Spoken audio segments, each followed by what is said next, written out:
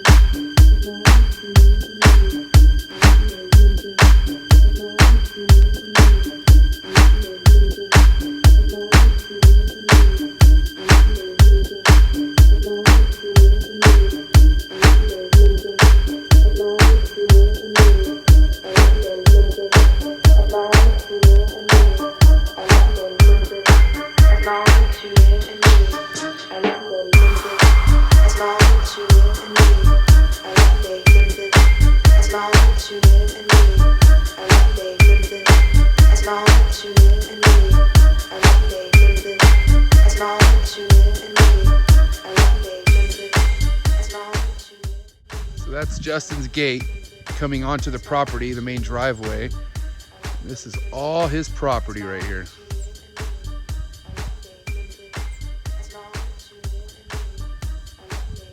Kinova facility, the house, soon to be car garage that he was talking about just now. Matthew Summers. What up, Matt?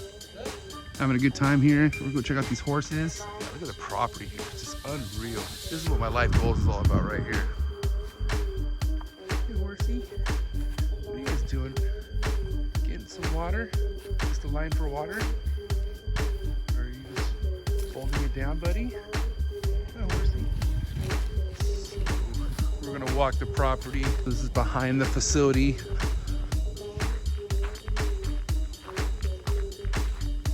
What do you think so far, Matt? I love it. Heavy goals, right? Heavy goals, major goals. It's like a clip out of a movie, bro. Gorgeous. And we have the back part of the house here.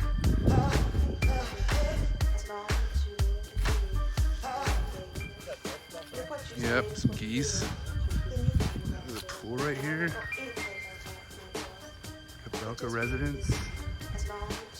And you know, summer times are cracking off over here. What a life. Look at that.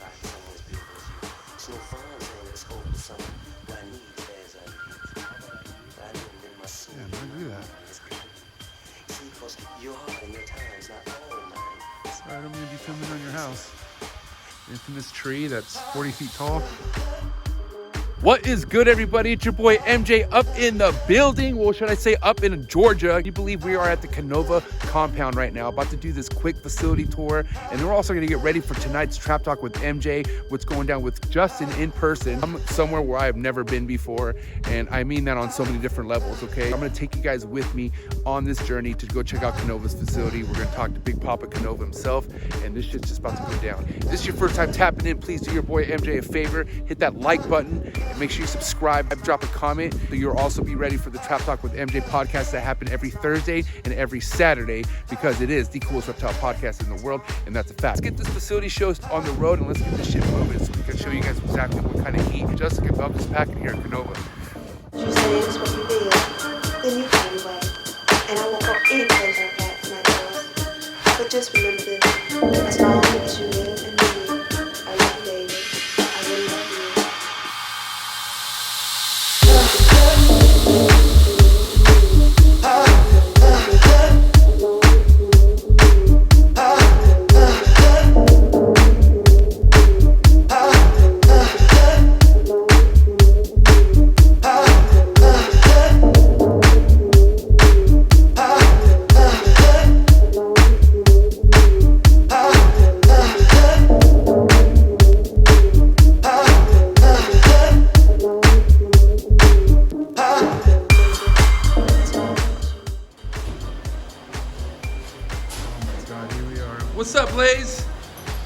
the killer. What's up, Blaze? What you get today, huh? This dog's goal in life, or just mission in life, is to kill any loose rodent that happens to be in this room. Now, Justin, for the people who can't figure it out, what room are we in right now? Our snake room. The hatchling room, right? This is where all the actual. We basically, what we do here at JKR is we convert rat food into baby snakes. It processes in several different stages. Rat food into rats, rats into snakes, snakes into eggs, and then eggs into the baby snakes. And we sell those. So we're turning rat food into baby snakes. There you go. Yeah. This is a beautiful circle of life. That's right. How long have you had rodents in this building for now? About 2.5 years, I think, we moved in here. Okay. And this produces everything we need. About half a year produces significantly more than we need, and then we just sell the extras to one guy, just wholesale and just get rid of them. And then, but we have that extra production just so that in like the lean times when like production's high over there, lots of mouths to feed, that we never run out in here. So how many rodents are you producing a week? We don't count them, but I would say around 2,000 to 3,000 a week. It fluctuates. And now these fans, how are these? You said that they're on timers. How are these all being monitored? So these are always on. They're just getting some airflow because rats, if they ever get hot, they do sweat. Right. And so you can compensate a lot for temperature if you just get airflow on them. But we're pulling most of the air. Hope you're not getting that on camera. This was a better facility, and I think we matched what they needed better in here, so they just took right off, and we didn't have a lull or anything. Now, do you recommend anyone who has a rodent facility have their own Blaze? Yeah, you need a rat terrier for sure. Blaze! It'll save you so much money in loose rats and leaks and pain and suffering to have a Blaze who just takes care of the escapees. Now, before we end this segment in the rodent building, I will say one thing you mentioned, which was like mind-blowing, was the extended legs at the bottom, which I've been in a lot of rodent facilities, and I've never seen that extra space. Why do you have that extra space at the bottom of the... That's just for Blaze, so you can run around. Plus, it's a lot easier to sweep and mop and everything in here if you're not real low. And when the rats fall, they can't jump back up into the rack system to get to this, so they get off the racks. They're on the floor for good then. And we can find them where Blaze can find them much easier. Easy access for Blaze means a happy Blaze. It's a custom Freedom Breeder request right there. Yeah. Now, these are all Freedom Breeder, correct? Yeah. All Freedom Breeder. All we use. Do you recommend Freedom Breeder to anyone else? Love them. They're expensive, but they totally pay for themselves. Shout out to the sponsor, Freedom Breeder. That's right. Hold still, you know. Stay. That's so awesome. Yeah. So, how many employees altogether on the facility would you say Kinova has? We have 4 people here basically every day. Consider them like full-time employees? They're all full-time, yeah. Okay, great. Yeah. We take 3 or 4 more, honestly. We're always just looking for people who add more value, and that's the hard thing is find good people. So you just never know. Like people come in and they're almost never what you feel like they are in an interview, and you get better over time, like reading people. The reality is that we get them in, and sometimes you have to go through 2 or 3 people, maybe even 4. You find that person who takes ownership of the job, who is a good fit, it's hard to find. And thankfully, we've been around long enough that we've worked through a lot of bad employees, a lot of the trainings and people, and we found people who are really, really good. And it's like superpowers your business when you find the good people. So you want to shout out your employees real quick? You want an individual? Yeah, Greg takes complete ownership of that rat room. He's the best rat guy we've ever had. And he also helps in the snake room a little bit. We got Chase as the facility manager. He just makes sure everything runs fine, everything gets done every week, that things don't fall through the cracks. All the shipping. Summer, who does sales and all the marketing and everything. And I basically do the breeding and all the strategy, all the science, right? And I do deal with some of the like international sales and stuff like that, but not so much of the individuals anymore. We're in the main breeding room, or the only breeding room actually. So this is where all the adults are. So if you look here on this outside wall, it's where all the girls, all the females, and I would say it's around 500-ish females, of which we make about 225 clutches a year from these girls. The males are the ones on these 3 racks here behind you, so we don't have nearly as many males. They are well used, and of course we always want to use the highest end, the coolest stuff. So. And you're breeding year-round, correct? Pretty much, yeah. We're always doing something. The vast majority of our clutches hatch seasonally still, but we always have something hatching every month of the year. What in the world?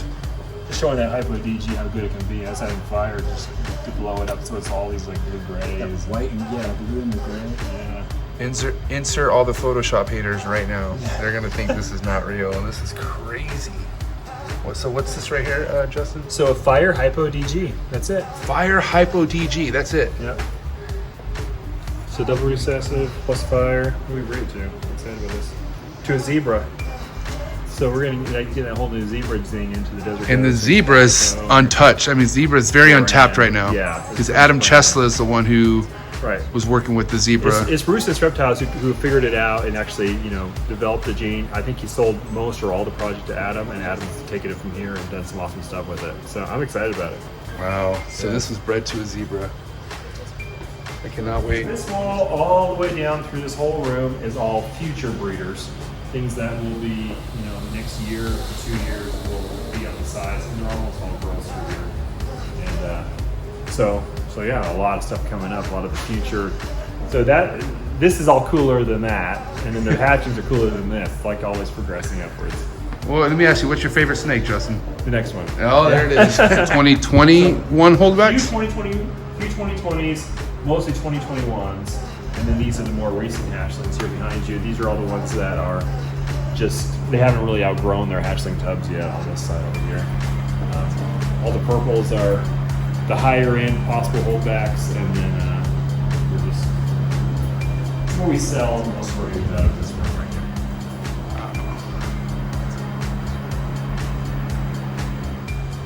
here. We just wait to find out. But double heck DG clown. Double head DG clown, yeah. Heavy.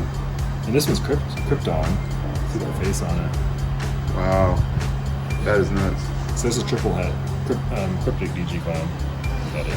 Yeah. Clown, and then the xanthic DG clown. Side by side, you see the difference between them.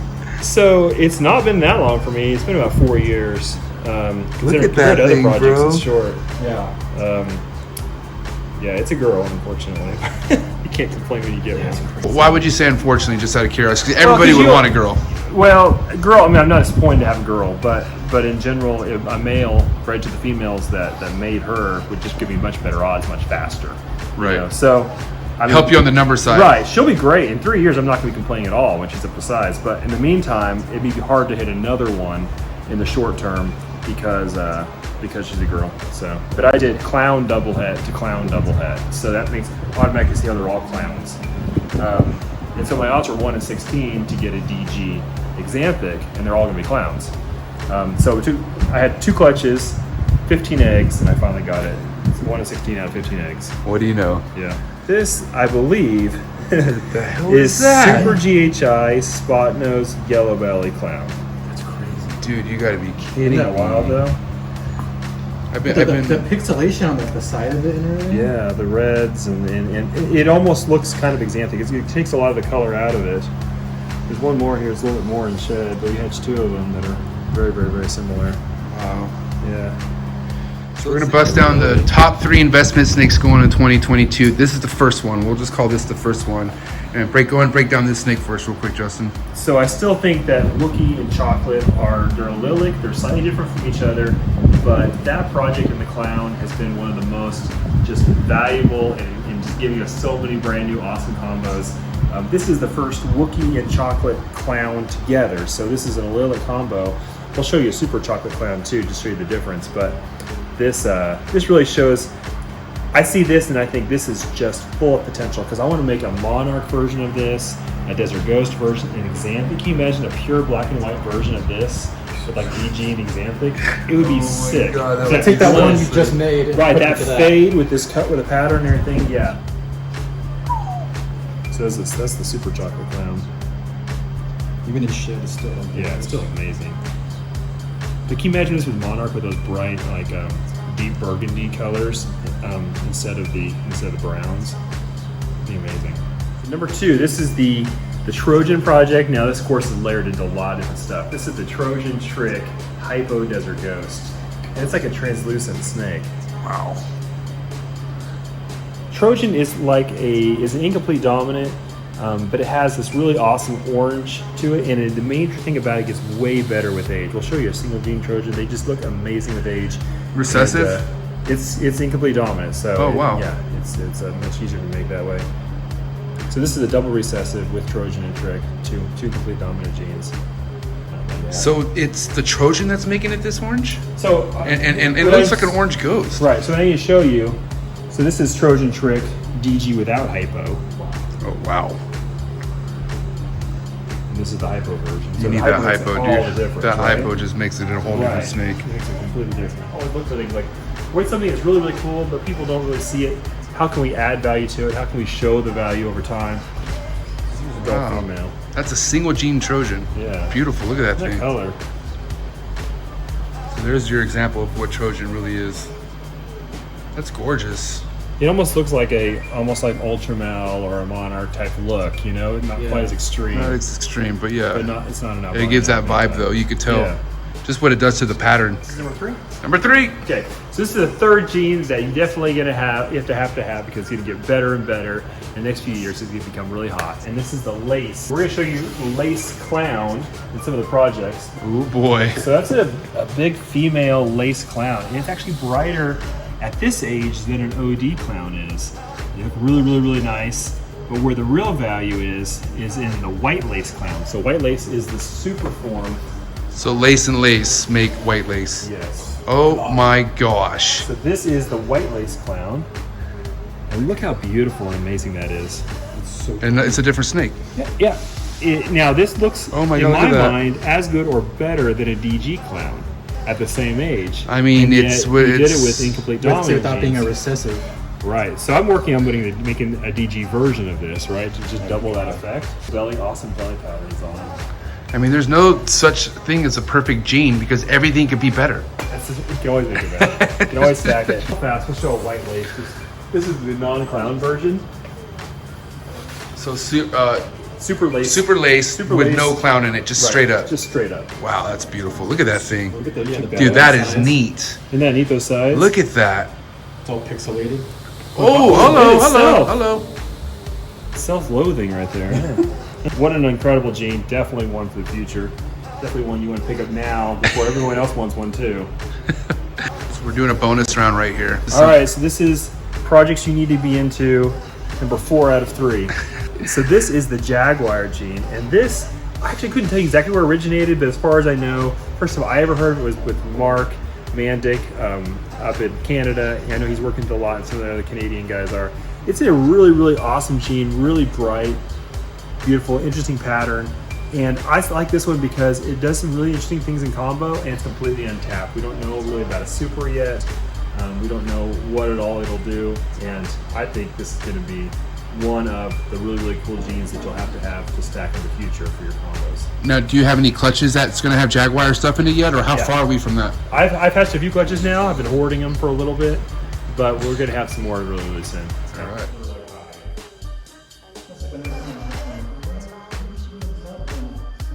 Nice meal.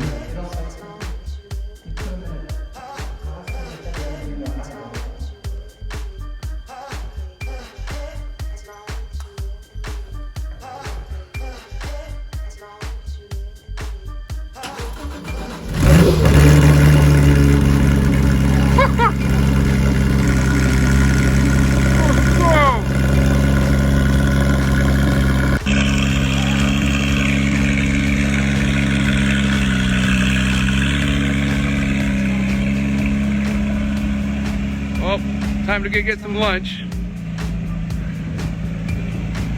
Long to live and move. I love days.